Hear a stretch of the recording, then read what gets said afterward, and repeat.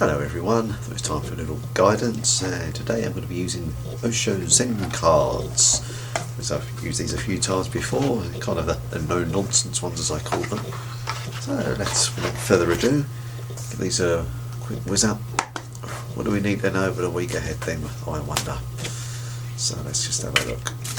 As usual, 3 cards, and we'll see what they have to say for themselves. Okay, oh, this one's popping out, so let's do that one. 1, 2, and 3. Here we go. So the first one up was this one here, which is, well, it's probably the last thing on people's minds at the moment, is abundance. This is well, you can look at this 2 ways. Because clearly people like myself at the moment who are kind of having to be put on the sidelines, it's kind of forcing us to stay apart from the mainstream and seeing things that you wouldn't normally see, and really appreciating the small little things that you kind of literally look over. So sort of like, say, your garden, for example, or if people going out for walks and stuff like that, provided you're only doing your 1 exercise a day, of course. It's like wonderful because you're getting stuff that you normally you'd not have a prayer, you wouldn't have a chance. It's pretty quiet out there on the whole. There are some people who unfortunately still think they're above all that, but on the whole most people out there are being a little bit sensible, and you can just get a sense of abundance of things you would normally ignore, and that's a wonderful thing because too many of us are stuck in, and we say, this routine where we must do this because it's like obligation basically. We're slaves to the machine in essence. We're at jobs where long hours and stuff like that, and you have to go and conform and do as you're told or else, and it's kind of like that comes up into my thoughts as well. And it's like there's this great big cycle that's going round and round and round and round, and it's hard to get off until Mother Earth basically says, you're stopping. I'm stopping that stuff. So get that. I'm drawn to underneath as well. Perfect time to do some reading. I was doing a bit of reading myself today. The wonderful world of Mr. Lovecraft, which you think you're like, we were giving spiritual readings doing Lovecraft. That's a hell yeah. Read whatever you like. It's like just because you do this kind of life doesn't mean you're Mother Teresa or anything. You can pretty much do it what you want within reason, like everybody else. But it is kind of like, for me, this is about abundance of times, things you don't see. You're kind of walking life through like this. Open your eyes, basically. Okay, number 2. Oh, I like this as well. So it's quite nice reading this week. Wouldn't think about that. Integration. And again, that is kind of integrating this spare time into your new way of life. So when things do go back to normal, you try and kind of fuse the 2 together. So you still try and make time to go for those lovely walks that you might think, I haven't got time to do that. I haven't got time to sit down and read a book. I haven't got time to do this and that. Make the damn time. Seriously.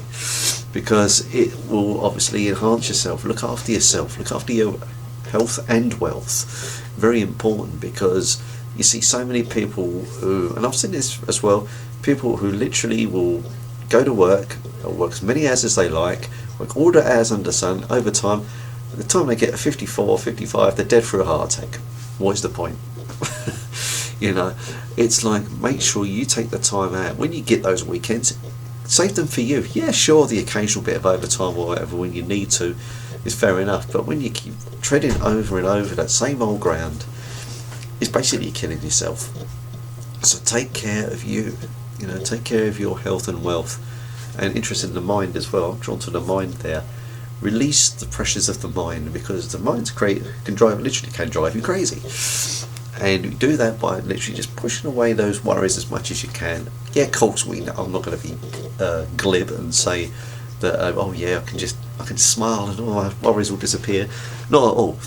But you can try and see like when you get the worries, try and see it. Okay, give me this grief. How do I as if you got a rugby ball, swerve that way and get past it, or American football, whatever. It's like, don't let it kind of like And this lady here, she's in control. Yeah, there's a little thing, but her mind's nice and pure. It's keeping that lovely positive energy out there, and that's kind of what you got to come from, even when times ain't so great. And finally, this is a really nice card reading this week. Silence. We love the silence. Silence is never actually there. You know, you think to yourself, you can go outside and think, oh, it'll be dead silent out there, and suddenly you'll hear little noises and stuff like that. And again, this is the time when things are a lot quieter.